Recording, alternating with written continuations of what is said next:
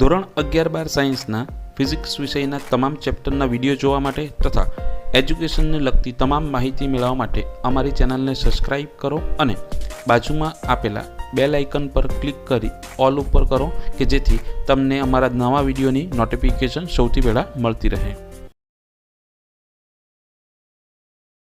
વિદ્યાર્થી મિત્રો, આગળના વિડીયોમાં મેં તમને જણાવ્યું તે પ્રમાણે BSc nursing, ANM, GNM, physiotherapy વગેરે કોર્સીસ માટે રજિસ્ટ્રેશનની પ્રક્રિયા શરૂ થઈ ગઈ છે.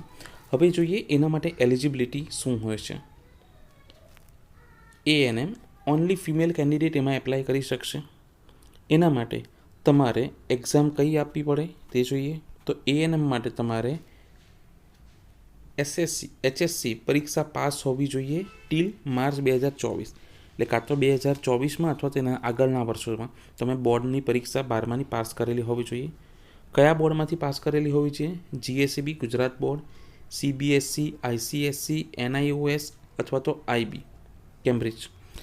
આટલા બોર્ડમાંથી કોઈપણ બોર્ડમાંથી પરીક્ષા પાસ કરેલી હોવી જોઈએ. હવે એએનએમની અંદર તમે કઈ સ્ટ્રીમમાં 12મું ધોરણ પાસ કરેલું હોવું જોઈએ? તો સાયન્સ સ્ટ્રીમ ચાલશે, જનરલ સ્ટ્રીમ, વ્યવસાયલક્ષી સ્ટ્રીમ, ઉચ્ચ બુનિયાદી, પ્રવાહ સ્ટ્રીમ, આ બધાની અંદર ચાલશે.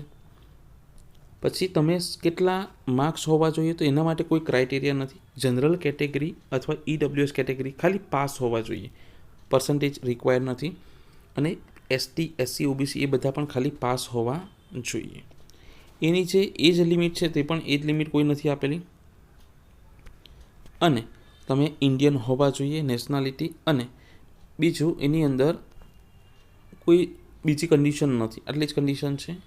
જીએનએમ તેની અંદર મેલ ફિમેલ છોકરા છોકરી બંને એપ્લાય કરી શકશે. તેની અંદર પણ જે ઉપર સ્ટ્રીમ હતી તે બધી જ સ્ટ્રીમ વિથ ઇંગ્લિશ સબ્જેક્ટ, એક સબ્જેક્ટ તરીકે તમારે ઇંગ્લિશ હોવો જોઈએ, જ્યારે ઉપરનામાં ઇંગ્લિશની જરૂર નથી.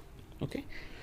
હવે એની અંદર ક્રાઇટેરિયા છે કે ઓપન કેટેગરી અથવા EWSના વિદ્યાર્થીઓના 40% હોવા જોઈએ 12મા ધોરણની અંદર. અને બીજા રિઝર્વેશનવાળા માટે 35% હોવા જોઈએ. તે જ પ્રમાણે BSc નર્સિંગની માટે પણ નીટ કે ગુજકેટ કે એવું કંઈ કન્ડિશન નથી. ઓનલી 12th પાસ હોવો જોઈએ કોઈ પણ બોર્ડમાંથી.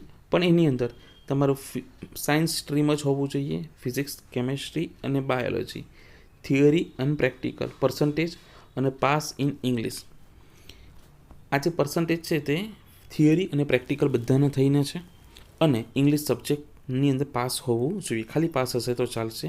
ઓપન કેટેગરી માટે 45 અને અધર કેટેગરી માટે 40%. ત્યારબાદ BPT, BNYS, BO અથવા તો BOT તેની અંદર પણ સાયન્સ સ્ટુડન્ટ જ હોવું જોઈએ અને ઇંગ્લિશ પણ હોવું જોઈએ સબ્જેક્ટ તરીકે. અને એ બધાના સબ્જેક્ટની અંદર ફૂલ પાસ હોવો જોઈએ કોઈપણ કેટેગરીના સ્ટુડન્ટ માટે. તેમજ BOP, BASLP તેની અંદર પણ તમે ફિઝિક્સ, કેમેસ્ટ્રી, બાયોલોજી અથવા તો મેથ્સ, એની અંદર મેથ્સના સ્ટુડન્ટ પણ ચાલશે. આ બંનેમાં only biology students. Theory, practical અને ઇંગ્લિશના પર્સન્ટેજ કાઉન્ટ થશે. અને એમાં તો ખાલી પાસ જોઈએ છે બંનેમાં કોઈપણ કેટેગરી માટે. અને આ જે બે કોર્સીસ છે તેની અંદર કમ્પલસરી 17 વર્ષ મિનિમમ હોવા જોઈએ. મેક્સિમમ લિમિટ નથી આપી, પણ મિનિમમ 17 વર્ષ હોવા જોઈએ. એટલે કે તમારો ડેટ ઓફ બર્થ 31/12/2007 પહેલાંનો જન્મ હોવો જોઈએ. ઓકે, ચાલો, આટલા ક્રાઇટેરિયા હોવા જોઈએ તો તમે એડમિશન માટે એપ્લાય કરી શકશો. ઓકે.